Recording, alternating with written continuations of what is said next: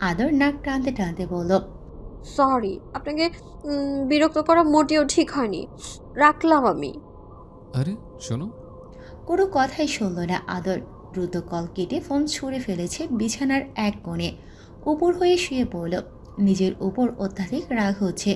কিভাবে এতটা বেহায়া হয়ে গেল সে? একটু কথা বলার জন্য নির্লজ্জ হয়ে উঠল। তার আগেই বোঝা উচিত ছিল মেহতাবের জীবনে আদর নামের কেউ নেই। সব অভিনয়, নাটক। কোনো অনুভূতি নেই তার মনে। যা আছে সবই মোহ। সেটাও একদিন কেটে যাবে। বারবার নিজের আত্মসম্মান বিসর্জন দিয়ে চলে যায় তার কাছে আর অপমানিত হয়। মেহতাব নাছোড়বান্দা। আঠার মতন ফোন আসার আদরের মন গলতে শুরু করলো। ধরবে না বলে ধরেই ফেলেছে। কি? হাসি পাচ্ছে মেহতাবের, তবে হাসিকে পাশে রেখে দিল। কেননা আদর কিছুই বোঝে না, বুঝতে চায় না। হাতে পায়ে বড় হওয়া ভার্সিটি পড়ুয়া মেয়ের এমন অদ্ভুত আচরণ। কল কাটলে কেন? আমি এমনিতেই কল করেছিলাম, আর এই এমনিতেই কল করাটা ঠিক হয়নি। আসলে ঠিক হয়নি। এবার শাস্তি ভোগ করো। কি শাস্তি? ভিডিও কলে এসো। আর হ্যাঁ, এরপর কেন কি কারণে আসবো না এই শব্দগুলো ব্যবহার করলে শাস্তি বাড়াবো। কাল সামনে থেকে শাস্তি দেব, আর সেই শাস্তি তুমি একদম সহ্য করতে পারবে না। ফোনের স্ক্রিনে আদরে ভোতামো ভাসে। কপালে মধ্যিখানে ভাঁজ ফেলে নিচে তাকিয়ে আছে। ড্রিম লাইটের আলোয় চেহারার অবয়ব পরিষ্কার না হলেও অস্পষ্ট নয়। মেহতাবের জন্য এতটুকুই যথেষ্ট। ফোন পায়ের কাছে রেখে গিটার নিয়ে বসলো। ঠিক তখনই ম্যাথিউ ঘুম থেকে উঠেছে। গিটারের শব্দে কাঁধে চড়ে বসলো। সেও গান শুনতে ইচ্ছুক, এমনটাই বোঝাচ্ছে। ম্যাথিউকে মেহতাবের কাঁধে দেখে আদর বলল, ও আপনার ও আপনার ঘাড়ে কি করে? দেখো না, মাথায় গাল খুশি দিচ্ছে। আল্লাহ দেখাচ্ছে আমার সাথে। ভালো। মেহতাবের ঠোঁট চড়ে হাসি। অভিমানী হোক, রাগী হোক, লজ্জা পাওয়া চেহারা হোক, সবই আজকাল মেহতাবের প্রিয়। মাথা পেতে নিতে ইচ্ছে করে সব। ওয়ারফেজের একটা গান ইদানিং আমার খুব ভালো লাগছে। চটজলদি বলে বসলো আদর। কি গান? শুনবে? পরক্ষণে নিজের ভাবমূর্তি বজায় রেখে আদর বলল, আপনার ইচ্ছে। ম্যাথিউ শুনতে চাচ্ছে। আমি ওর আবদার ফেলতে পারি না। গাই, তুমি শোনো। গান ধরল মেহতাব। প্রত্যেকটা লাইন আদরের জন্য। সে বোঝে কিনা সেটাই ভাবনার বিষয়। বিশাল রকমের মুগ্ধতা নিয়ে শুনেছে আদর। মনে হলো লাইনগুলো তাকেই ডেডিকেটেড করা হচ্ছে। তুমি স্বপ্নে ডেকে নিলে ভোরে মন অন্তহীন রঙিন এক উৎসবে। এই লাইনটা আদরের হৃদয়ে ছুঁয়েছে। মেহতাবের ভারী গম্ভীর জাদুকরী কণ্ঠে ঘুরে চলে গেছে। নিচে ঘোর থেকেও মেহতাবের দৃষ্টি ঠিকই উপলব্ধি করছে। অন্যরকম চাহনি তার। আদরের অনেকটা কাছে থাকলে যেমন এক দৃষ্টিতে তাকিয়ে থাকে, হিতাহিত জ্ঞান শূন্য মনে হয়, ঠিক তেমন। প্রতিবার তার দৃষ্টি হৃদয়ে কম্পন সৃষ্টি করে, শ্বাস প্রশ্বাসের গতি বাড়িয়ে তোলে। শুক্রবার, আজ মিশার বাগদান। মিশার তরফ থেকে শুধু মেহতাব আর নাসির সাহেব, সাথে জয়তুন বেগম, তার মেয়ে আর নাতি। মায়ের দিক থেকে অনেককেই দাওয়াত করা হয়েছিল। তারা ঢাকার বাহিরে থাকার কারণে আসতে পারেনি। রায়হান, তার মা ফরিদা বেগম, তাদের সাথে রায়হানের বড় মামার পরিবার। বিকেলবেলায় সবাই এসে হাজির। এখানে সবাই পরিচিত। বিশেষভাবে অতিথি আপ্যায়নের কিছুই নেই। বড়রা বসে কথা বলছে, সাথেই মাথা নিচু করে বসে রায়হান। একটিবারের জন্য মিশার কাছে যেতে দেওয়া হয়নি। মিশাকে শাড়ি পরিয়ে সাজিয়ে দিচ্ছে রায়হানের মামাতো বোন নীলিমা। এর মধ্যে জয়তুন বেগমের ডাক পড়ল। মেহতাবকে ডেকে জিজ্ঞেস করতে লাগলেন, আব্বা, বিরিয়ানি দমে দিবেন না? বনের বাগদানের কালো রঙের বডি ওয়্যার পরে ঘুরছে মেহতাব সারা ঘরে। মাত্রই বিরিয়ানি বিষয়ে জৌলি ফোন রিসিভ করতে ঘরে গিয়েছিল। তার মধ্যে জয়তুন বেগমের ডাক। দ্রুত পায়ে এসে বিরিয়ানি দমে বসিয়ে দিল। জয়তুন খালা বললেন, আপনি এবার গোসল কইরা ভালো দেখা একটা পাঞ্জাবি পরেন। হুম। বলে চলে গেল মেহতাব। গোসল সেলে লাল রঙের পাঞ্জাবি পরেছে। সাদা পাজামার সাথে চুল মুছে আয়নার সামনে রাখা মায়ের ছবিটা ঠিক করে রাখল। বাঁকা হয়েছিল। আজকের দিনটায় মাকে কতটা মিস করছে একমাত্র সে নিজেই জানে। তবে মুখে কোনো প্রকার খারাপ লাগার ছাপ থাকা চলবে না। আজ তার বোনের জীবন নতুন মোড় নিতে চলেছে। অত্যন্ত খুশি সে। তার খুশিতে সামান্যটুকু আয়নার চুল আঁচড়াতে আঁচড়াতে আয়নায় মিশাকে দেখতে পেল। মেরুন রঙের শাড়িতে অপরূপ লাগছে তার বোনকে। তবে মুখটা রংহীন। মেহতাব ঘুরে তাকালো মিশার দিকে, কাছে গিয়ে নিজের মুখে বিষাদ হাসি টেনে বলল। কিরে, মন খারাপ দেখাচ্ছে কেন? মিশা কোনো উত্তর না দিয়ে জড়িয়ে ধরল মেহতাবকে। আহ্লাদি মেয়েটি ছোটবেলা থেকেই। বলল, মার কথা মনে পড়ছে। যেমনটা ভেবেছিল মেহতাব, না হয় নিজের পছন্দের মানুষের সাথে বিয়ে হবে, তার তো খুশি হওয়ার কথা। কিন্তু মার জায়গায় কেউ কি পূরণ করতে পারে? জীবনে অনেক মানুষ চলে আসলেও সেই জায়গাটা অপূর্ণই রয়ে যায়। মেহতাবও ধুকে ধুকে মনে করে তার মাকে, কিন্তু সে তো প্রকাশ করতে জানে না। নিজের মধ্যে চেপে কয়লা করে হৃদয়কে। মাকে মনে পড়বে, এর মানে এটা না আছে এসব ভেবে নিজের খুশির দিনগুলোতে কষ্ট পেয়ে বসে থাকবে। আমরা কষ্ট পেলে মাও কষ্ট পাবে। মিশা কোনো প্রতিক্রিয়া দিল না। কিছুক্ষণ ভাইকে জড়িয়ে ধরে দাঁড়িয়ে আছে। দুই এক ফোঁটা জলও ফেলেছে চোখের। বেশ কিছুক্ষণ পর মাথা তুলে তাকালো। ভাইয়ের চুলগুলো ঠিক করে দিয়ে বলতে লাগলো। তোমাকে সুন্দর লাগছে ভাইয়া। বিনিময় মেহতাব মুচকি হেসেছে। কেউ প্রশংসা করলে কি প্রতিক্রিয়া দিতে হয় সে জানে না। জানে কিন্তু কিছু বলতে পারে না। হোক সে আপন বোন, ছোট একটা ধন্যবাদ দিতেই অস্বস্তি বোধ করছে। মিশা আবার বলল, আজকে আমার একটা সত্যি কথা বলবে? তোকে কখনো কোনো মিথ্যা বলেছে? না, প্রমিস করো সত্যি বলবে। আজ আমার এনগেজমেন্ট, তুমি আমার কথা রাখবে না? আচ্ছা বল, করলাম প্রমিস। তুমি আদর আবুকে ভালোবাসো? কোনো উত্তর দিচ্ছে না মেহতাব। থম মেরে দাঁড়িয়ে আছে, চোখ দুটো নত, নিতান্তই অপরাধীর মতন। মিশা আদরের কথা জানে, কে বলেছে সেটা বুঝতেও অতটা বেগ পেতে হলো না। মিশা আবার বলে উঠল, বিয়ে করবে আদর আবুকে? করে নাও, আবু দেখতেও অনেক সুন্দর। সুন্দর দিয়ে সব হয় না। তারপরে তুমি তাকে এক পলক চোখের আড়াল করো না। করবো না। মিশার ঠোঁটে ঢেউ খেলানো হাসির দেখা মিলছে।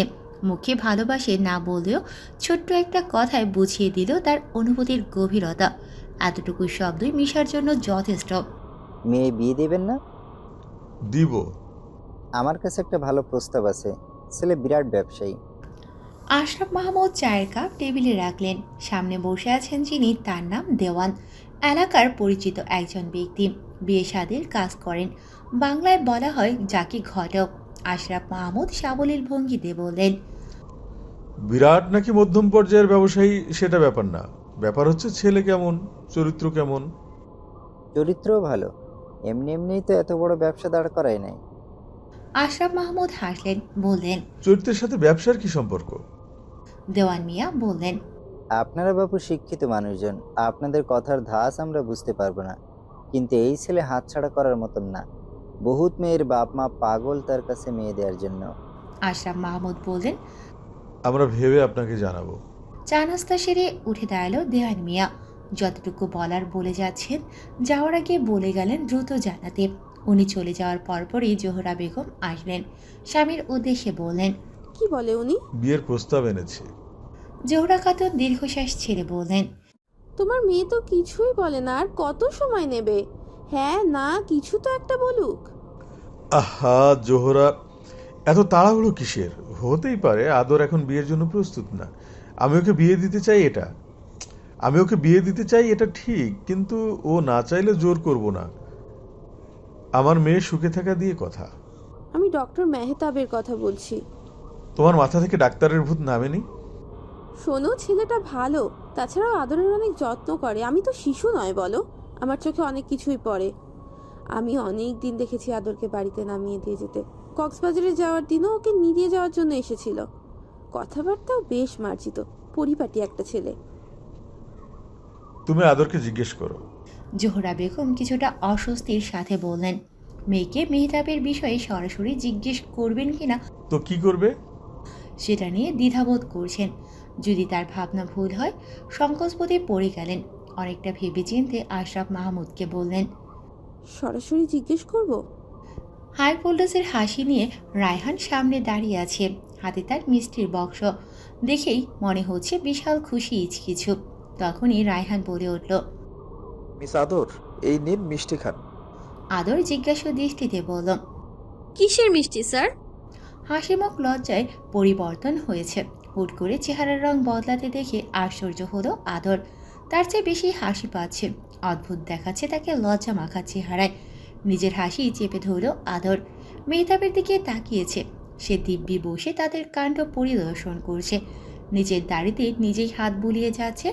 আদরকে চেয়ে থাকতে দেখে মেহতাব খিটখিটি হয়ে রায়হানের উদ্দেশ্য করে বলল, ঢং না করে মিষ্টি দিয়ে বিদায় হও। তুই এখনো আমাকে অসম্মান করবি মেহতাব? সম্মান করার মতন কি এমন করেছিস? তোর বোনকে বিয়ে? প্রথম কথা, এখনো বিয়ে হয়নি। দ্বিতীয় কথা, তোর ভাগ্য যে আমি আমার বোনকে তোর হাতে দিয়েছি।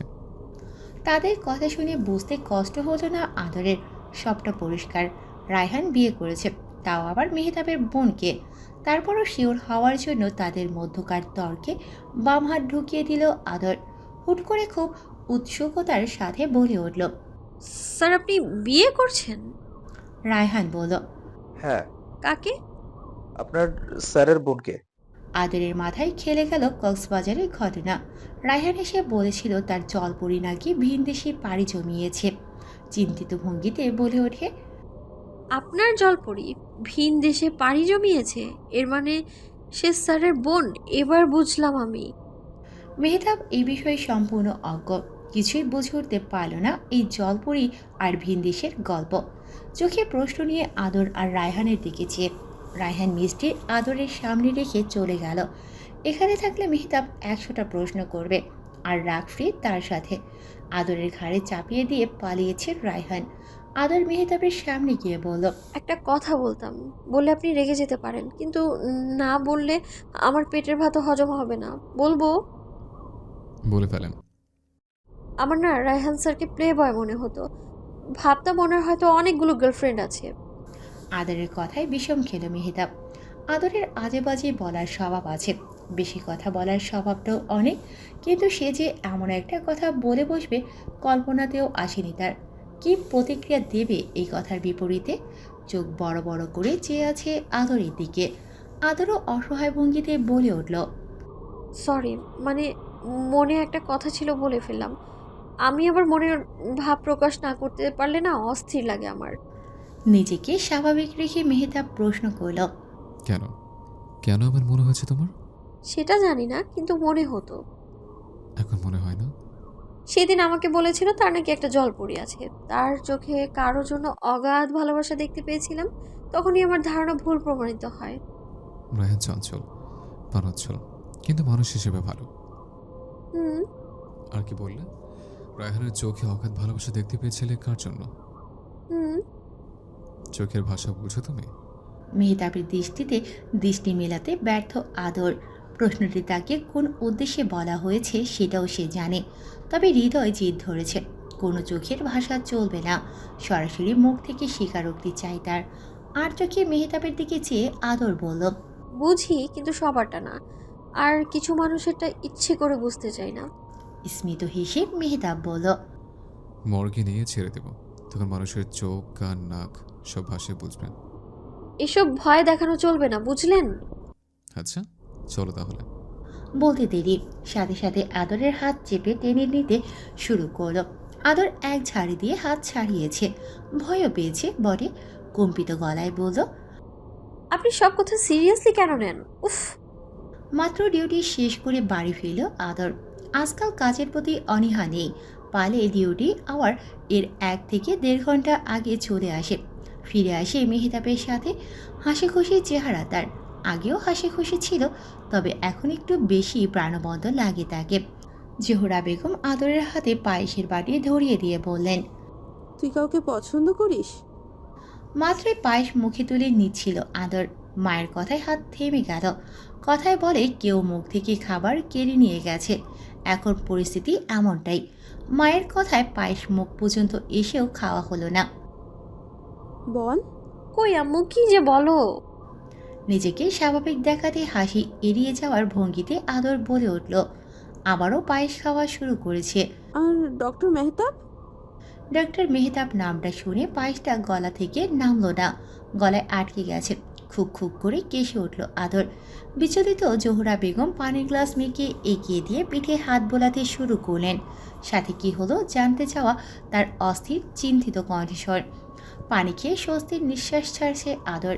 মাকে চিন্তিত দেখে বলে, ঠিক আছে এখন। ভয় পাইয়ে দিস তুই আমাকে।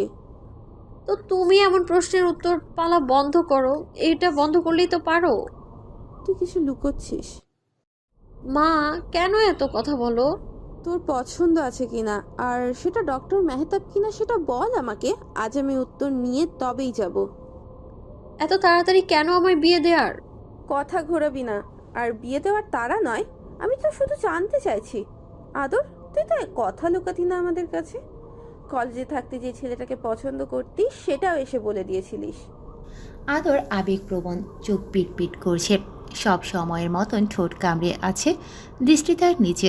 সত্যিই তো সে মার সাথে বাবার সাথে সব শেয়ার করত, কিন্তু এখন পারছে না। মেহতাবকে দেখলে ধ্রুব জালের মতন মনে হয়। তোরা একে অপরকে যদি পছন্দ করে থাকিস তাহলে আমরা কথা বলবো। মায়ের এই কথাটি বিনা মেঘে বজ্রপাতের মতন লাগলো। মা এতদূর ভেবে নিয়েছে। আগে ভাবত আদরকে সঠিক পথে এনেছে বলে তার মা মেহতাবের প্রতি কৃতজ্ঞ। এখন মনে হচ্ছে সম্পূর্ণ বিষয়টাই ভিন্ন। লজ্জাও লাগছে। মা কি তাকে বিয়ের কথা বলছে? তারপরই মনটা ক্ষীণ হয়ে গেল। যেখানে মেহতাব কোনো কথাই বলে না সেখানে বিয়ে, এসব ভাবাও বিলাসিতা। কি যে বলো না মা। বলে উঠে রুমে চলে গেল আদর। জোহরা বেগম মেয়ের যাওয়ার পানে চেয়ে আছেন। সমস্যা দ্রুত উঠে দাঁড়ালেন, পা বাড়িয়েছেন নিচের ঘরে। আশরাফ মাহমুদের সামনে বসে বললেন, আমি যে আন্দাজ করেছি তাই ঠিক, কিন্তু তোমার মেয়ে স্বীকার করে না। তুমি বেশি ভাবছো এটা নিয়ে। একদম না। প্রত্যেকটা বাবা মাই চায় তার মেয়ে ভালো থাকুক, কারণ মেয়েদের ব্যাপারে বাবা মায়েরা স্বার্থপর। ডক্টর মেহতাব একজন ডক্টর বলে আমি বলছি না। এতগুলো মাস সে যেভাবে আদরের মধ্যে পরিবর্তন এনেছে সেটা তোমার চোখে পড়েনি? আমরা বাবা মা হয়ে ওকে এক চুল নড়াতে পারিনি, আর সে কয়েক মাসেই তাকে বদলে দিয়েছে। তোমার কথায় যুক্তি আছে, তবে এখন কি করতে চাচ্ছ তুমি? যা করার কাল সকালে করব আমি। সকাল সকাল ডেস্কেও বসে ঝিমোচ্ছে আদর। আজ তার তেমন কোনো কাজ না থাকলেও মেহতাবের বিজি শিডিউল। সকালে এসে তাকে কেবিনে পায়নি। এখন দুপুর 1:30 বাজতে চলল। মেসেজ করে জানান দিয়েছেন আসবে 3টে বাজে। ফেসবুক স্ক্রল শুয়ে বসে আরও 1.5 ঘন্টা অনায়াসে পার করে দিয়েছে আদর। এসব তার বাঁ হাতের খেল। আজেরা সময় অতিবাহিত করার জন্য কোনো অ্যাওয়ার্ড থাকতো তাহলে সর্বপ্রথম তাকেই এই অ্যাওয়ার্ড দিয়ে সম্মানিত করা হয়। দেলোয়ার সাহেব খাবার নিয়ে ঢুকলেন। আদরকে সুযোগ না দিয়ে বললেন, স্যারের খাবারগুলো একটু টেবিলে সাজিয়ে দিবেন, আমাকে বাইরে একটা কাজে যেতে হবে এখনই। সমস্যা নেই চাচা, আমি সাজিয়ে দিচ্ছি, আপনি যান। আচ্ছা। আবার সাজাতে সাজাতে পেছন থেকে ডাক পড়ল। মেহতাব, কি অবস্থা? মেহতাব এসেছে। কথার ধরন আর চেহারা দেখে মনে হচ্ছে মানুষটা ফুরফুরা। আদরের জন্য ভালোই হলো, আজকে একটা দফা করেই ছাড়বে। খেতে বসুন। হাত মুখ ধুয়ে আসছে। হাত মুখ ধুয়ে আসলো মেহতাব। পুরো চেহারা ভিজে আছে তার, দাড়িগুলো লেপ্টে আছে। অসাবধানতায় সাদা শার্টের অনেকাংশ ভিজিয়ে ফেলেছে। এসব আকর্ষণ করার জিনিস, তবে আদরকে আকর্ষিত করছে সাদা তাওয়ালটা এগিয়ে দিল। বেহায়া চোখগুলো তাকে দেখেই চলেছে। আমাকে দেখা শেষ হলে খেতে এসো। নিজের কাজে নিজেই হতভম্ব। এলোমেলো দৃষ্টি ফেলে ঘুরে তাকালো। বারবার চুলগুলো কানের পেছনে গুজে প্রমাণ করতে চাইছে সে তাকিয়েছিল না। মুখোমুখি বসে খাওয়ার মধ্যে আদর এক অদ্ভুত প্রশ্ন করে বসে, আপনার ছোট বোনের বিয়ে হয়ে যাচ্ছে অথচ আপনি করছেন না কেন? ভ্রু উঁচিয়ে আদরের দিকে তাকায় মেহতাব।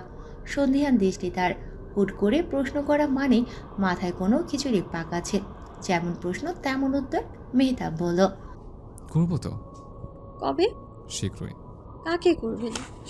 যাকে করি করব। শুনি। তোমাকে বলবো না, কিন্তু হ্যাঁ, সবার আগে তুমি দাওয়াত পাবে। চোখে পানি টইটুম্বর হতে সময় লাগলো না। ছলো ছলো নয়নে তাকিয়ে রইল আদর। দাওয়াত দেবে, অন্য কাউকে বিয়ে করবে সে? খাবার থামিয়ে বসে রইল। খারাপ লাগার চেয়ে রাগ হচ্ছে এবার। বাড়াবাড়ি হয়ে যাচ্ছে এখন সব। আমিও বিয়ে করব। ছেলেও দেখেছে আমার জন্য সুন্দর, ভালো, সভ্য একটা ছেলে দেখে আমিও বিয়ে করে নিব। আপনাকে তো একদমই দাওয়াত দিব না। মেহতাব ঠোঁট কামড়ে হাসে। নিতান্তই বাচ্চা মোমার্কা কথাবার্তা। মেহতাব বলল, তাই নাকি? হ্যাঁ। ঠিক আছে, করো। সত্যি করে ফেলবো? তুমি বললে তোমার জন্য ছেলে দেখছে, ইভেন আমাকেই তোমার জন্য ছেলে দেখার জন্য বলা হয়েছে। কিন্তু তুমি তো বলছো আমায় দাওয়াত দিবে না। সমস্যা নেই, আমি মেয়ে পক্ষের না হলেও ছেলে পক্ষের হয়ে আসবো, নো প্রবলেম। আদরকে জ্বালাতে ভাল লাগে। ইদানিং এটা মেহতাবের নতুন ভালো লাগায় পরিণত। এই কেমন অনুভূতি যার মধ্যে অপরজনকে জ্বালাতে বিরক্ত করতে বেশ ভালো লাগে। আজকাল সকল নিত্য নতুন স্বভাবে এটাও জুড়ে বসেছে আদরকে বিরক্ত করা। সে জানে আদর বিয়ে করবে না, তাই তার জন্য কোনো ছেলে দেখা হয়েছে। আদরের মা মেহতাবকে কল করেছিল আজ। ঘোর কাটল আদরের প্রশ্নে। আপনি এমন কেন? কেমন? জানি না। নিজের অভিনয় জারি রেখে মেহতাব বলল, বিয়ে তো করতেই হবে, করে ফেলো, দেরি করো বেশি। কাকে করব? তোমার বাবা মা যাকে ঠিক করে তাকেই করো। ঠিক আছে। রাগ তরতর করে বেড়ে গেল। খাবার যেমনকার তেমন রেখেই উঠে গেছে। টিস্যু দিয়ে জোরে জোরে হাত মুছে নিয়েছে।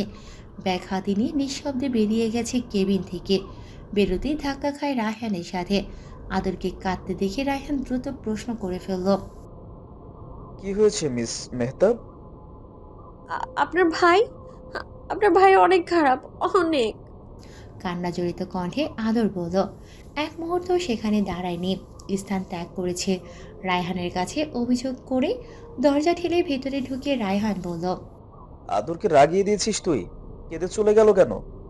পাগল একটা। কি বলেছিস? কি বলবো, বলেছি একটা বিয়ে করে নিতে। মেহতাবের মুখে দুষ্টুমির ঝলক দেখে রায়হানের আশ্চর্য সপ্তম আসমানে। তারপরও বলল। অনেক রেগে গেছে কিন্তু। রায়হানকে অবাক করে দিয়ে মেহতাব হেসে বলল, আদর আর রাগ, তাও আমার সাথে? এভাবে মেয়ে মানুষ টিকবে না ভাই আমার। তুই কেন খোঁচাস মেয়েটিকে? 1 ঘন্টা, বড় জোর 1 দিন, এর বেশি রাগ থাকবে না। দেখিস গতবারের মতন ঘটনা না ঘটে যায়। ইম্পসিবল। ভাই তুই বুঝতে পারছিস না। মেহতাব এবার কপাল কুঁচকে নিয়েছে। রায়হানের এত কথা পছন্দ হচ্ছে না। নিজের গম্ভীর ভাবমূর্তি ধারণ করে বলে, এত কিছু বুঝতে চাই না আমি। আর তাছাড়াও ওর জন্য সারপ্রাইজ আছে একটা। এর আগে একটু রাগ করুক, অভিমান করুক, একটু কষ্ট পাক। বাইরে ঝুম বৃষ্টি, রাস্তাঘাট ভিজে স্যাঁতস্যাঁতে হয়ে আছে। এক মনের বেদনা, অন্যদিকে রাস্তায় এই অবস্থা।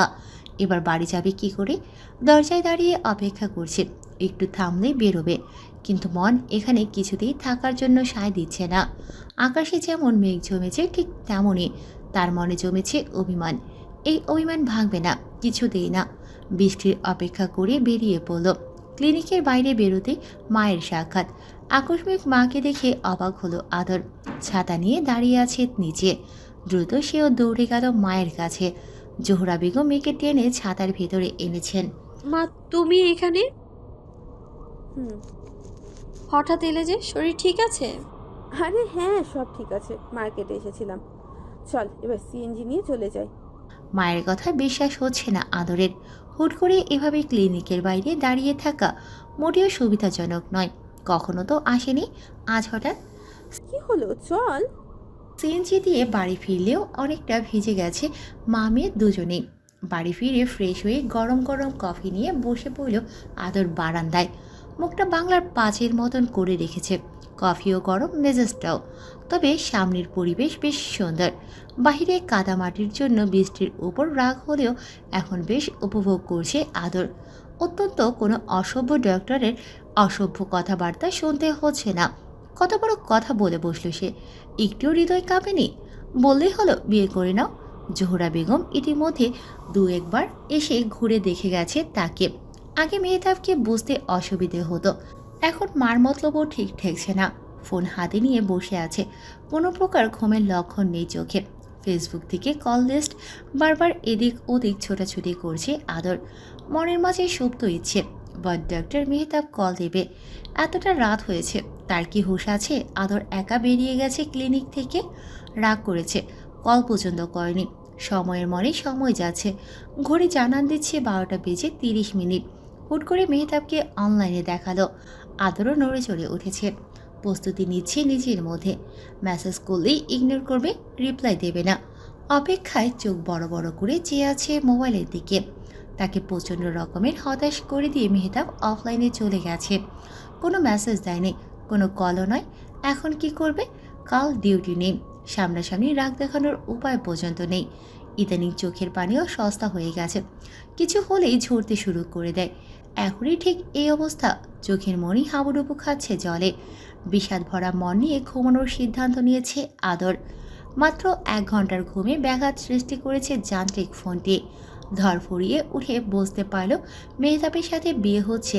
এটা একটা স্বপ্ন ছিল, স্বপ্ন দেখছিল আদর।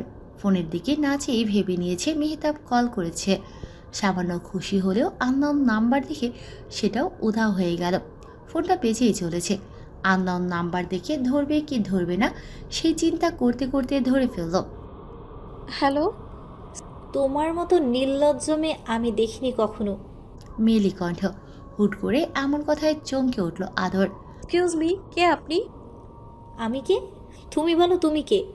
কেন পড়ে আছো আমার আর মেহতাবের পেছনে? কি বলছেন আপনি? কি বলছি বুঝতে পারছো না? তুমি 2 টাকার একটা কর্মচারী, সামান্য একটা অ্যাসিস্ট্যান্ট, আর লোভ ডাক্তারের প্রতি লজ্জা করা উচিত। আপনি আবার বেশি বেশি বলছেন। আর কে আপনি? আমাকে এত রাতে কল করে কি সব বলে যাচ্ছেন আপনি? আমার পরিচয় তোমার না জানলেও চলবে, শুধু একটা কথা বলে রাখি, মেহতাবের থেকে দূরে থাকো। তার সাথে আমার বিয়ে হতে চলেছে। আমি বিয়ের কার্ডের ছবিও পাঠিয়েছি তোমাকে, দেখে নাও। হাত পা কাঁপতে শুরু করেছে আদরের। সারা শরীর ঘেমে একাকার, বুকের ওঠানামার গতি বেড়েই চলেছে। মিথ্যে কথা। আর আমি আপনার কথা কেন বিশ্বাস করব? উনি একদম এমন না। উনি কেমন এটা আমার চেয়ে ভালো কেউ জানে না। তাকে তোমার চেয়ে আমি আগে চিনি, ভালোবাসি। তুমি কোথা থেকে আসলে? হ্যাঁ, আর তোমার কি মনে হয় তোমাকে মেহতাব ভালোবাসে? সব পুরুষদেরই নারীদের প্রতি আকর্ষণ থাকে। মেহতাবের তোমার প্রতি যা ছিল সবই দয়া, আকর্ষণ, তাছাড়া কিছুই না। তুমি কি ভাবলে মেহতাবের মতো একজন ডক্টর তোমাকে ভালোবাসবে? তোমার মতো সামান্য কর্মচারীকে? তোমার সাথে ওর লেভেল যায়? ছোট লোক কোথাকার। আদর হু হু করে কেঁদে উঠল, জোরে চিৎকার করে বলল, আপনি মিথ্যে বলছেন। বিশ্বাস করো না করো তোমার ব্যাপার। মেহতাব আর আমার বিয়ে আগামী সপ্তাহে, দাওয়াত রইল, চলে আসবে। তখন না হয় সত্যিটা জেনে নিও। বিয়ের কার্ডে মেহতাবের নাম লেখা। ফোনটা পড়ে গেছে। থম মেরে বসে রইল আদর। মাথা কাজ করছে না, পলকহীন চোখ সামনে চেয়ে। সম্পূর্ণ দেহ অসাড় হয়ে আসছে। ঠিক এই কারণে মেহতাব তাকে আজ অব্দি কোনো স্বীকারোক্তি দেয়নি। এই কারণেই বলেছে সে খুব শীঘ্রই বিয়ে করবে। আদরে যেন বিয়ে করে নেয়। সব জোট খুলে যাচ্ছে ধীরে ধীরে। পরিষ্কার হয়ে উঠছে আদরের কাছে। মেহতাবের কাছে আসা তার প্রতি এই টান সবই অভিনয় ছিল। তাকে এভাবে ঠকানো হলো। মেহতাব আর আদরের বিষয়ে কেউ কিছু জানতো না। তাদের মধ্যে জানাজানির মতন কোনো সম্পর্ক ছিল না। যে মেয়েটি মাত্র কল করলো সে জানে, অর্থাৎ মেহতাবই তাকে সব জানিয়েছে অথবা জেনেছে। সে বিয়ে করে দেবে, আগামী সপ্তাহে বিয়ে করে নেবে সে। পাথরের মতন বসে রইল আদর সারা রাত। চোখের জল শুকিয়ে গেছে, মূর্তি বনে গেছে সে, সম্পূর্ণ জ্ঞান শূন্য। আমি বিয়ে করব মা। আশরাফ মাহমুদ, জোহরা বেগম আর আদরের খালা ফাহমিদা চোখ তুলে তাকালো। হুট করে আদরের এমন সিদ্ধান্তে সবাই অবাক। কাকে? দেওয়ান আঙ্কেল যে ছেলেটার কথা বলেছিল তাকে। জোহরা বেগম বললেন, আদর কি বলছিস? হঠাৎ কি হলো তোর? কিছু হয়নি আম্মু। উঠে দাঁড়ালেন জোহরা বেগম। আদরের সামনে গিয়ে বললেন, তোর সাথে আমার কথা আছে, চল। উচ্চস্বরে আদর বলে উঠল, আমার কোনো কথা নেই আম্মু। তুমি যেই ব্যাপারে কথা বলতে চাও আমি সেই ব্যাপারে কথা বলতে ইচ্ছুক নই। আমি যা বলেছি তাই। আমি যত দ্রুত সম্ভব বিয়ে করব। আর হ্যাঁ, বিয়েটা গ্রামে হবে। তুমি বিকেলে ওনাদের আসতে বলো। আশরাফ মাহমুদ মেয়ের রাগী চেহারা দেখে এসে দাঁড়ালেন তার পাশে। মাথায় হাত বুলিয়ে দিয়ে বললেন, মা আমার, তুমি কি কোনো চাপে পড়ে সিদ্ধান্ত নিচ্ছ? কেউ কিছু বলেছে? আমি কোনো চাপে পড়ে সিদ্ধান্ত নিচ্ছি না। আদর এক মুহূর্ত থাকেনি সেখানে, দৌড়ে চলে গেছে নিজের রুমে। আশরাফ মাহমুদ আর জোহরা বেগম একে অপরের দিকে চাওয়াচাওয়ি করছে। দেওয়ান মিয়াসহ আরও 3 জন এসেছেন আদরকে দেখতে। এলাকার নামকরা ব্যবসায়ী শাহরিয়ার, তার বাবা জাহাঙ্গীর আর মা শায়লা। খুব দ্রুত তাদের ডাকা হয়েছে। মাথা নিচু করে বসে আছে আদর তাদের সামনে। পাশেই থমথমে মুখে জোহরা বেগম আর আশরাফ মাহমুদ। মেয়েকে দেখতে এসেছে, অথচ তাদের মধ্যে কোনো আগ্রহ নেই। মেয়ের জেদের বশে বাধ্য হয়েছে তারা। অনেকবার জিজ্ঞেস করা হয়েছে, বোঝানো হয়েছে তাড়াহুড়ো করতে না, কোনো সিদ্ধান্ত চিন্তা ভাবনাহীন দ্রুত নিতে বারণ করেছে। তারপরও আদর তার কথায় অটল। শায়লা বেগম আদরকে টুকটাক প্রশ্ন করছেন, আদরও থমথমে মুখে উত্তর দিয়ে যাচ্ছে। মূর্তি হয়ে তাদের সামনে বসে আছে সে। বক্ষস্থলের এক বিশাল ঝড় চেপে সব কথার উত্তর দিচ্ছে সে। জাহাঙ্গীর হোসেন, আমাদের তো মেয়ে ভীষণ পছন্দ হয়েছে ভাই সাহেব। জাহাঙ্গীর হোসেন বললেন। আশরাফ মাহমুদ মুখে জোরপূর্বক হাসির টেনে বললেন, যাক, আলহামদুলিল্লাহ। জাহাঙ্গীর হোসেন আবার বলেন, শাহরিয়ার মা, তোমার কেমন লাগলো? এটা আবার বলতে? কি মিষ্টি মেয়ে আদর, অপছন্দ হওয়ার প্রশ্নই ওঠে না। শায়লা বেগমের মুখে বিশাল হাসির ঝলক। জাহাঙ্গীর হোসেন আদরের বাবার উদ্দেশ্যে বললেন, ছেলে মেয়ে যদি আলাদা করে একটু কথা বলে নিত ভালো হতো না? আশরাফ মাহমুদ হাঁসফাঁস করছেন মনে মনে। তিনি এ প্রস্তাবে রাজি নন। মেয়েকে আলাদাভাবে কথা বলতে দিতেও ইচ্ছুক নয়, কিন্তু মুখের উপর নাও করা যাচ্ছে না। কিছুটা অপ্রস্তুত হয়ে বললেন, জি অবশ্যই। ছাদের দুই প্রান্তে দাঁড়িয়ে আছে দুজন অপরিচিত মানুষ। কারো মুখে তেমন কোনো কথা নেই। আদর মাথা নামিয়ে নিজের আনমনে যা ঘটছে সব কিছু হিসাব মেলানোর চেষ্টায়। সব গোলমাল পেকে আছে। জোরে চিৎকার করে কেঁদে উঠতে ইচ্ছে করছে, পারছে না। কান্নাগুলো গলায় আটকে আছে। কেমন অনুভব করছে নিজেও বুঝে উঠতে পারছে না। সবই কি মেহতাবের জন্য? তার জন্য সে না ভেবে না চিনতে এত বড় ডিসিশন নিল। তার সাথে প্রতিযোগিতায় নেমেছে। সে কি ভেবেছে আদরের সাথে ভালোবাসার অভিনয় করবে? কিছু ভাবছেন আপনি? শাহরিয়ারের পুরুষালী কণ্ঠস্বর শুনে ঘোর ভাঙল। মাথা তুলে তাকিয়েছে, তবে শাহরিয়ারের দিকে নয়, ভেজা চোখ সামনের উঁচু দালানে স্থির করে বলল, জানি না। আপনি কিছু নিয়ে টেনসড? আদর উত্তর দিল না, বরং আর চোখে তাকিয়ে আছে শাহরিয়ারের দিকে। নিজের প্রতি ঘৃণাও হচ্ছে। মেহতাব ব্যতীত অন্য কোনো পুরুষ তার পাশে। শাহরিয়ার নমনীয় সুরে বলে ওঠে, না, আপনাকে অনেকক্ষণ যাবৎ খেয়াল করছি, মুখ গোমরা করে আছেন। হয়তো নার্ভাসনেস। যাই হোক, সেসব বাদ দিন। আপনাকে প্রশ্ন করতে পারি? জি। আপনি কি বিয়েতে রাজি? হ্যাঁ। মিথ্যে কেন বলছেন? আপনি তো বিয়েতে রাজি না। খুব দ্রুত কথাটি বলে ফেলেছে শাহরিয়ার। আদরের বুঝতে সামান্য বিলম্ব হয়েছে। শব্দগুলো মস্তিষ্কে গিয়ে বাড়ি খেল। সঙ্গে সঙ্গে দৃষ্টি তুলেছে শাহরিয়ারের দিকে। এতক্ষণ যাবৎ আটকে রাখা অশ্রু চোখের কোণ বেয়ে গড়িয়ে পড়ছে। মেহতাবের কথা মনে পড়ে যাচ্ছে। ঠিক এইভাবেই তার মিথ্যে তার মনের কথাগুলো চট করে ধরে ফেলত, অথচ সবই ছিল তার অভিনয়। শক্ত গলায় আদর উত্তর দিল, আপনি ভুল ভাবছেন।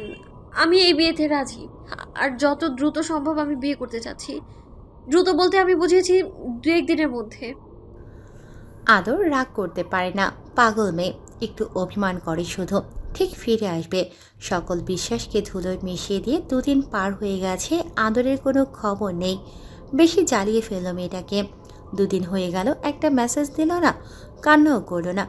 এমনিতে তো কথা বলার সুযোগ খোঁজে, তাহলে হঠাৎ না, এবার বাড়াবাড়ি হয়ে যাচ্ছে। একটা মেসেজ দেওয়া উচিত। ফোন হাতে নিয়ে টুকটুক করে লিখে ফেলল একটি মেসেজ। সকাল থেকেই ইন্টারনেট সংযোগ নেই। অনলাইনে মেসেজ দেওয়ার পরিবর্তে নাম্বারে মেসেজ করেছে। আপনি কি নাক লাল করে বসে আছেন মিস আদর? কাছে আসবেন না? পরপর আরও একটি মেসেজ দিল। এই যে কাজ মিস দিয়েছেন, বেতন কাটা হবে, সাথে শাস্তিও আছে। মেসেজ করে হাসল মেহেদাব। মেয়েটি সম্পূর্ণরূপে কাবু করে ফেলেছে তাকে। বারবার হারিয়ে দিচ্ছে নিজের কাছে। এত রাগ তার। মেহতাবকে বাধ্য করল তার কাছে নত হতে, নিজ থেকে তার সাথে কথা বলতে। এই হেরে যাওয়াটা এত সুখের হবে কখনো ভাবেনি। উঠে দাঁড়ালো। আদরের ডেস্কের সামনে গিয়ে আনমনে ভাবল, এই ডেস্কটা আর এখানে থাকবে না, খুব শীঘ্রই স্থান পরিবর্তন হতে যাচ্ছে। বিশাল সবুজ রঙা পুকুর, শ্যাওলা জমে আছে চারিপাশে। বাচ্চারা ঝাপাঝাপি করছে পানিতে, এক একজন পারদর্শী সাঁতারে। সবুজে ঘেরা চারপাশ। মধ্যবয়স্ক একজন লোক বাঁশি বাজাচ্ছেন আনমনে। গ্রামীণ পরিবেশ, চারিপাশে উজ্জ্বলতা, কথার শব্দ, বাচ্চাদের খিলখিল করে হাসার ধ্বনি। অথচ বিষণ্ণ মনে বসে আছে আদর। পুকুরের সিঁড়িতে অর্ধেক পা ডুবিয়ে রেখেছে। একজন বলেছিল পানিতে পা ডুবিয়ে রাখলে ক্লান্তি দূর হয়। মনের ক্লান্তি দূর করার ব্যর্থ চেষ্টায় আদর নির্বিকার চিত্তে স্থির হয়ে আছে এখানে।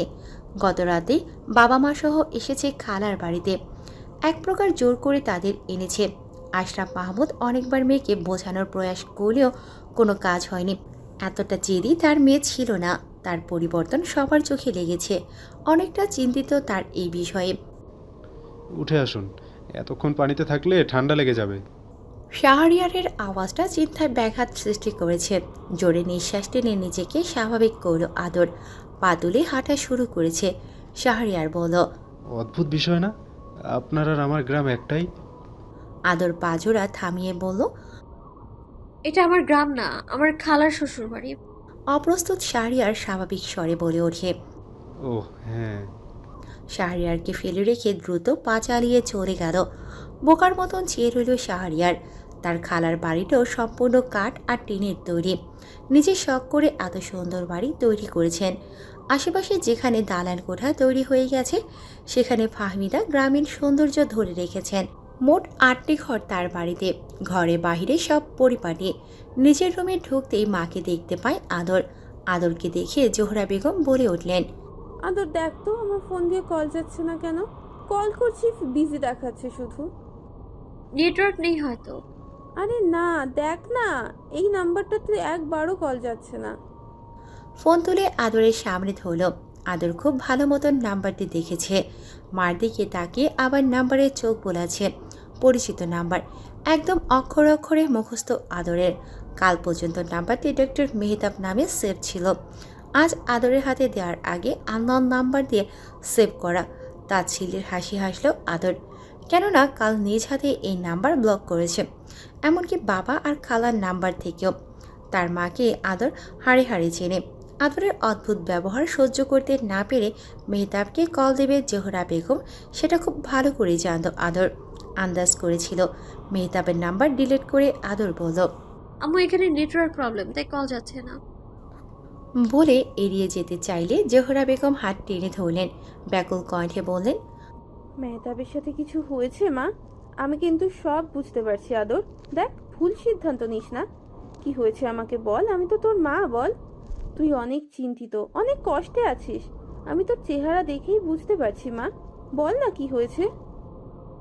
আমি বোকা আম্মু, আমি বোকামি করেছি, বেশি স্বপ্ন দেখে ফেলেছিলাম। স্বপ্ন ভেঙে গেছে, বাস্তবে চলে এসেছি। বাস্তবে যে সিদ্ধান্ত নিয়েছি একদম ঠিক সেটা। সব ভুলের মাসুল আমার এই সিদ্ধান্ত। ডক্টর নওশের মেহতাব, আশা করি আজকের পর থেকে আমাকে কোনো প্রকার ফোন মেসেজ করবেন না।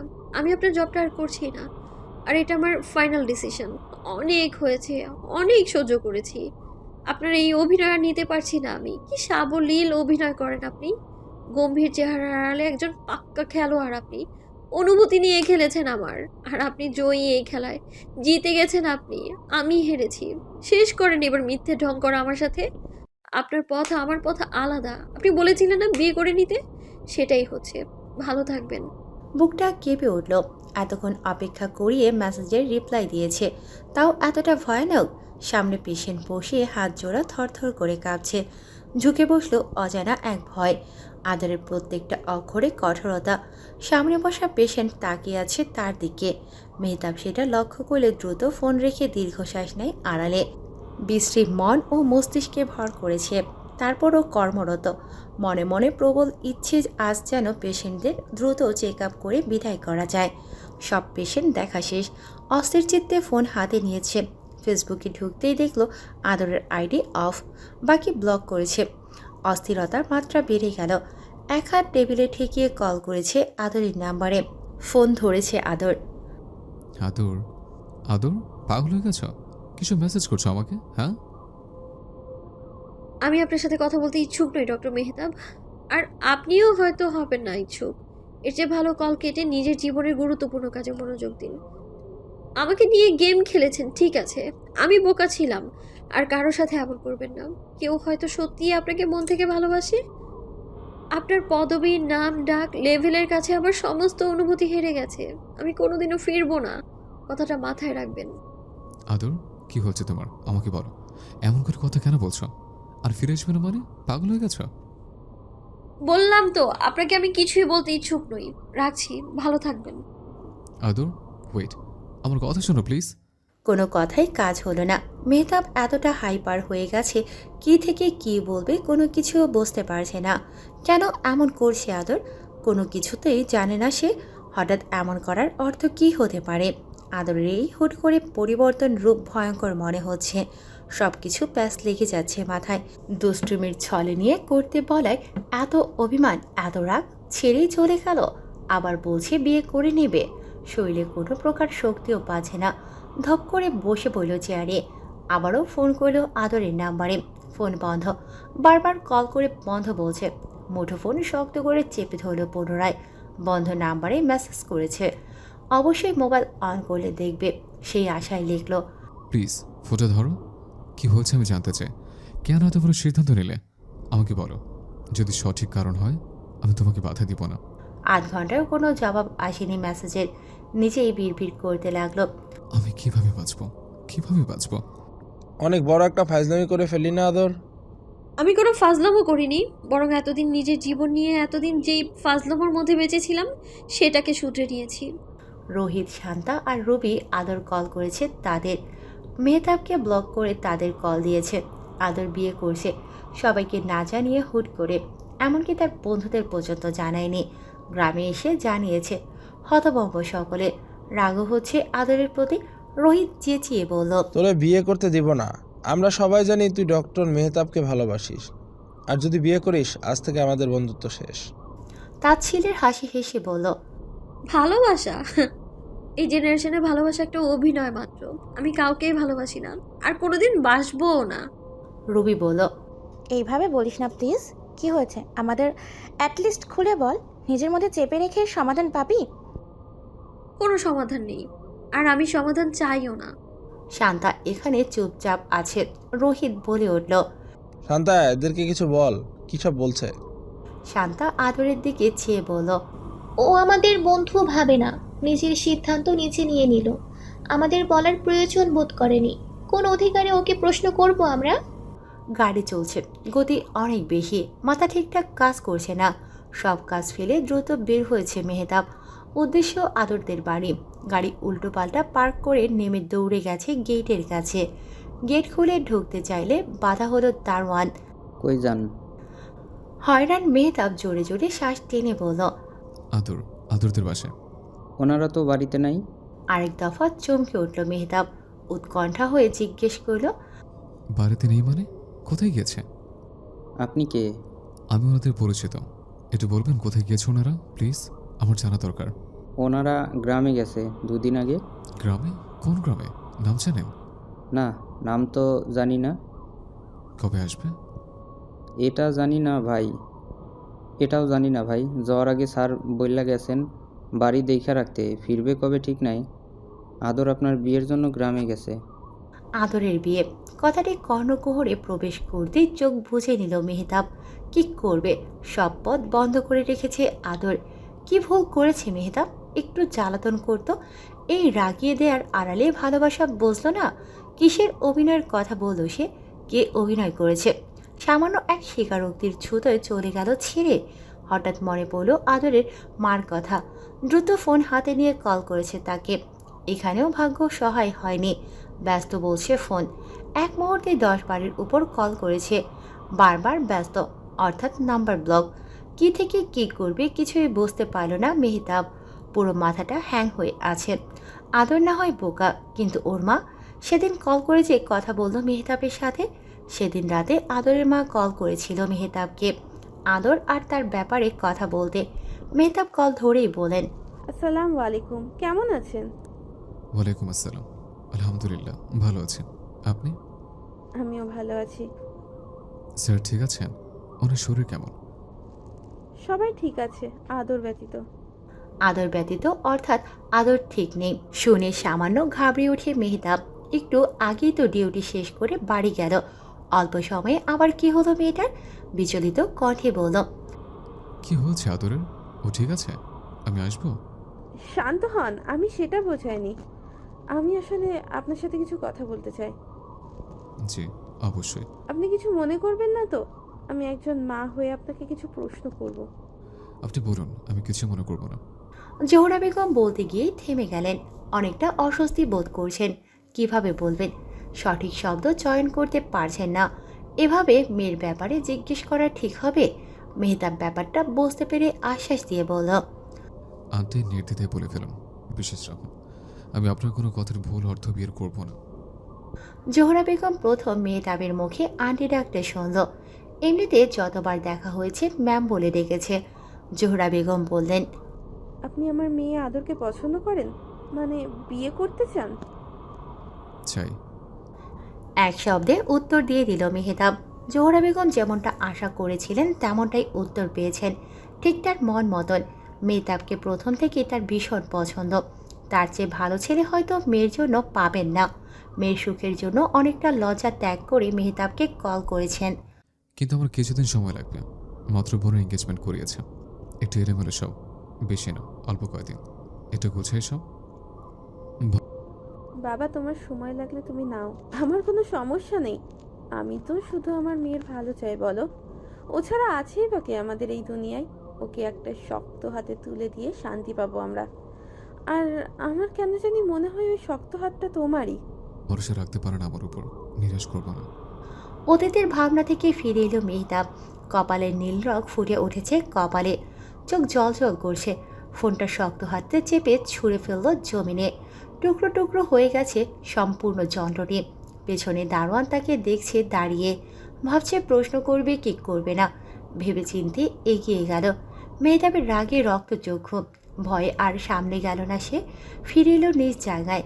ঝলসে দিতে ইচ্ছে হচ্ছে সব কিছু।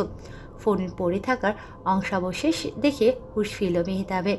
দৌড়ে গিয়ে কুড়িয়ে নিচ্ছে এদিক থেকে ওদিক পড়ে থাকা টুকরোগুলো। ফোন ভেঙে চুরমার। যদি আদর কল করে, মেসেজ দেয়, কিভাবে দেখবে ফোন ছাড়া? কিভাবে যোগাযোগ করবে তার সাথে? ফোন তুলে গাড়ি নিয়ে বেরিয়ে পড়েছে। অশান্ত বুক নিয়ে দৌড়ে গেল মার্কেটে। ফোন কিনেছে, কিনেও কোনো লাভ হলো না। আদরকে হাজারবার কল করার পরও ফোন বন্ধ বলছে। শেষ একটা চেষ্টা করলো মেহতাব। মেসেজে লিখল, একটাবার ফিরে এসো, আমি সব ঠিক করে দেব, আই প্রমিস। তুমি যা চাও তাই হবে, যা শুনতে চাও তাই বলবো। একদম বিরক্ত করবো না তোমাকে, জ্বালাবো না। আদর নেই আজ 11 দিন। বিশাল অভিমানের পাহাড় নিয়ে হারিয়ে গেছে কোথাও। চেষ্টা, অনুরোধ, অনুনয় বিনয় করে ফেরানো যায়নি তাকে। সে তো শুনতেই পায়নি কোনো আর্জি। যা করেছে মেহতাব নিজের মনে মনে করেছে। বেহাল দশা তার, নিজেকে হারিয়ে ফেলেছে।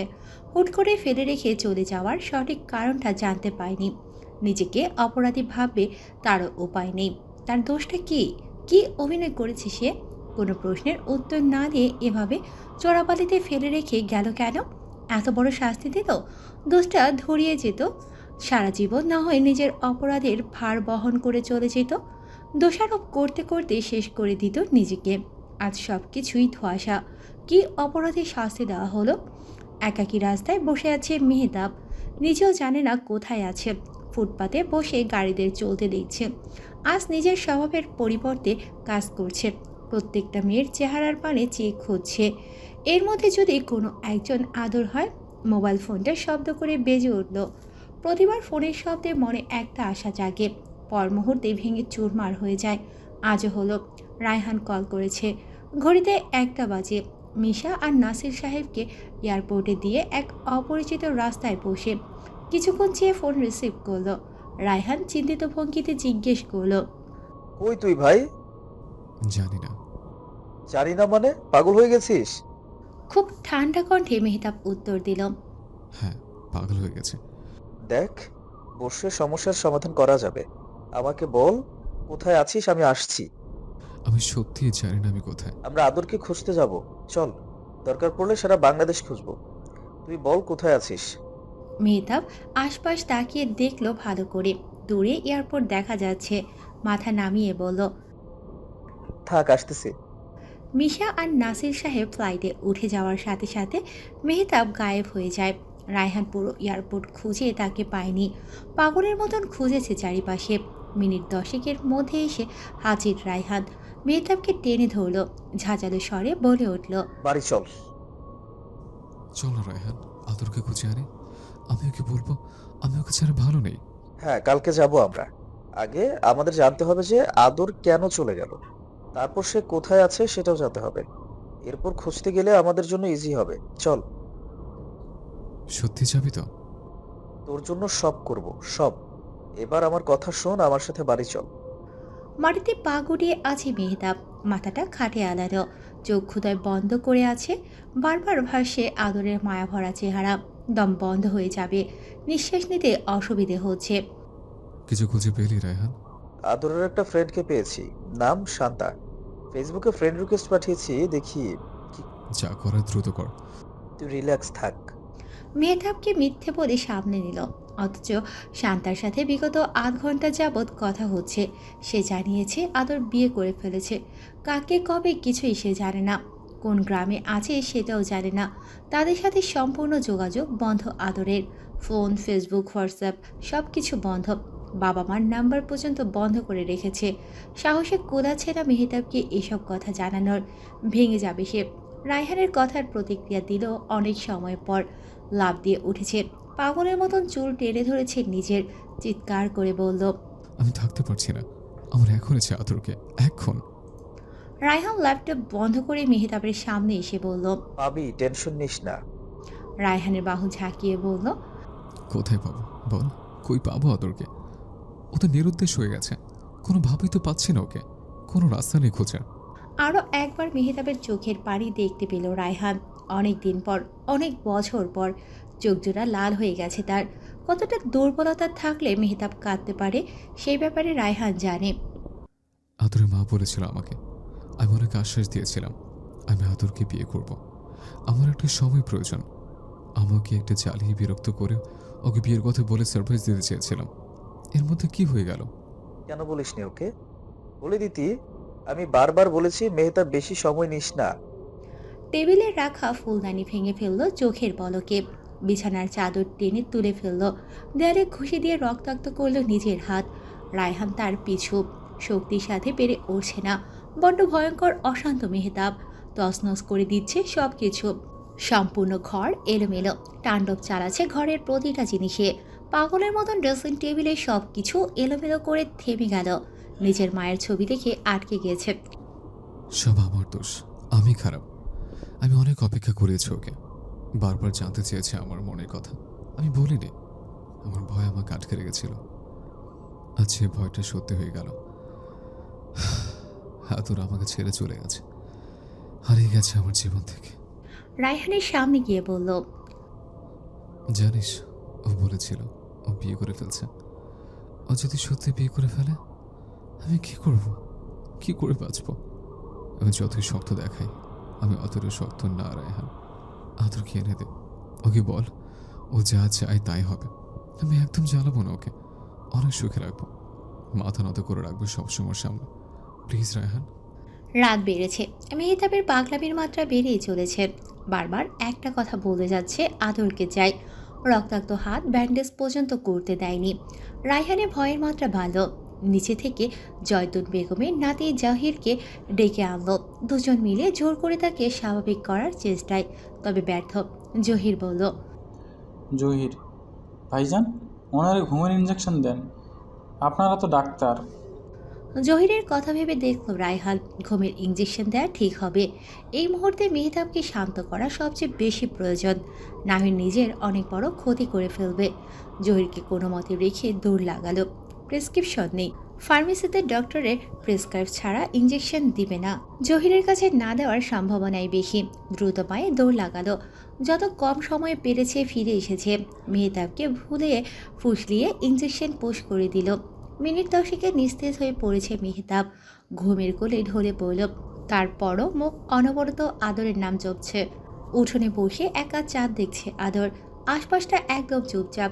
আজ বেশ কিছুদিন যাবৎ এই চাঁদটা তো সঙ্গী। তার দিকে চেয়ে থাকলে তার কিছু মনে পড়ে না, ভুলে থাকা যায় সব কিছু। যান্ত্রিক দুনিয়া থেকে দূরে এখানেই স্বস্তির নিঃশ্বাস ছাড়ছে। কাঁদে না এখন আর সে, অনেকটা শক্তভাবে তৈরি করেছে নিজেকে। সময়ের সাথে নাকি সব ঘা শুকিয়ে যায়, ভুলে যায় সব কিছু। সবাই মানুষকে পরিবর্তন করে, আদরও পরিবর্তন হয়ে গেছে হয়তো। আদর চাঁদের দিকে চেয়ে সশব্দ প্রশ্ন করল, আচ্ছা, সে কেমন আছে এখন? আমাকে এইভাবে ঠকিয়ে নিশ্চয়ই খুব ভালো আছে। ও, তার তো আবার বিয়ে, নিজের সদ্য বিবাহিত স্ত্রী নিয়ে খুব ব্যস্ত আছে নিশ্চয়ই। ভীষণ হিংসে হয়েছিল যখন ওই বিয়ের কার্ডে তার নামটা দেখেছিলাম। কি ছিল তার স্ত্রীর নাম? ফাহা। সেখানে আমার নাম থাকতে পারতো না? আমি আসলেই তার যোগ্য না। আমি তো পার্ট টাইম জব করতাম, অবশ্যই পড়ালেখা শেষে ভালো চাকরিতে জয়েন দিতাম। আমি তো খারাপ ছাত্রী না। একজন রাষ্ট্রবিজ্ঞান পড়ুয়া মেয়ের সাথে ডক্টরেট যায় না? আমার লেভেল এতটা নিচু? কারো লেভেল দেখে ভালোবাসা হয় না। প্রত্যেকটা মানুষ যার যার অবস্থানে নিখুঁত। ইদানিং শাহরিয়ার আদরের প্রতিটি ক্ষেত্রে থাকে সবখানে।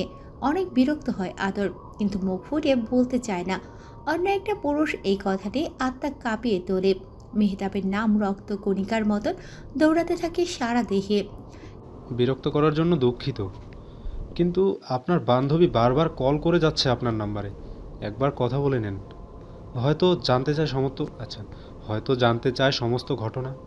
জানিয়ে দিন, তারাও হালকা অনুভব করবে আর আপনিও। একটু আগেই ফোনটা অন করেছে, তাতেই শান্তর কল। বিষাদগ্রস্ত মন নিয়ে ফোনটা ধরে বলল, বলো। শান্তা যেন স্বস্তির নিঃশ্বাস ছাড়ছে।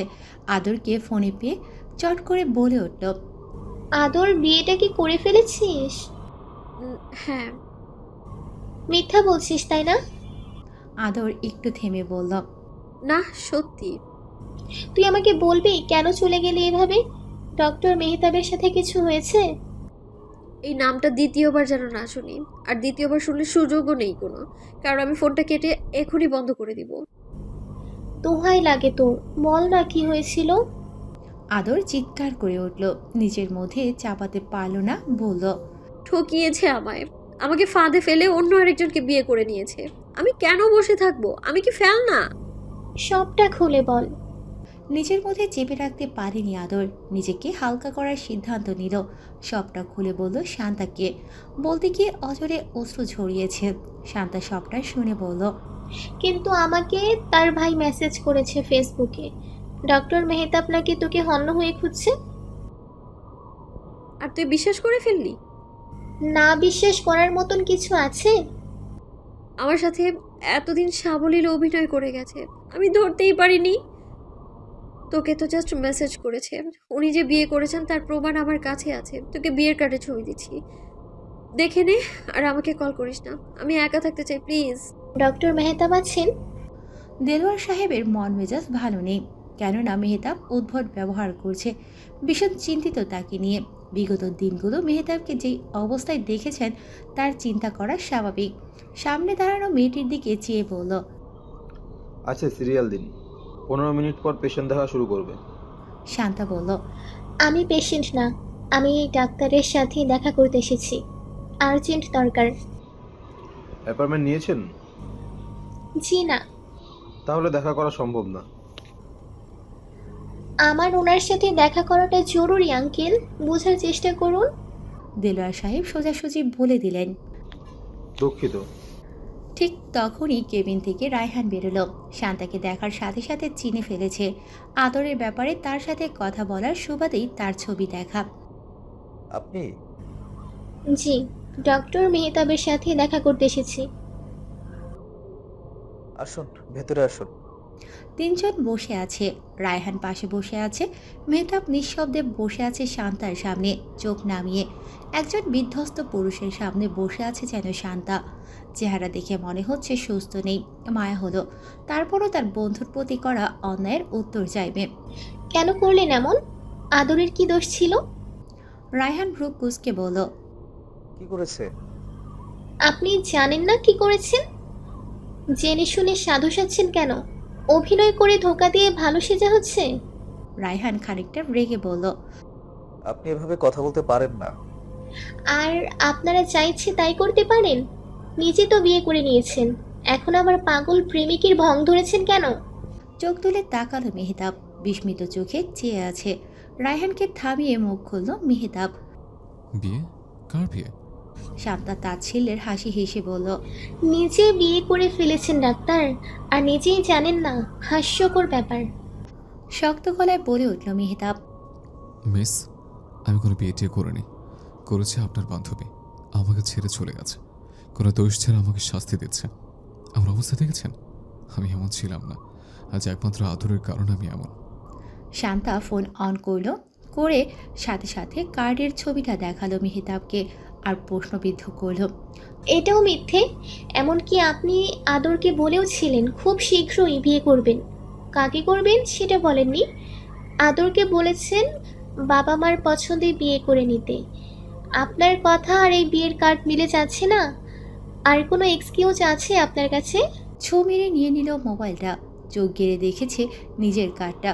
এর মধ্যে শান্তা আবার বলল,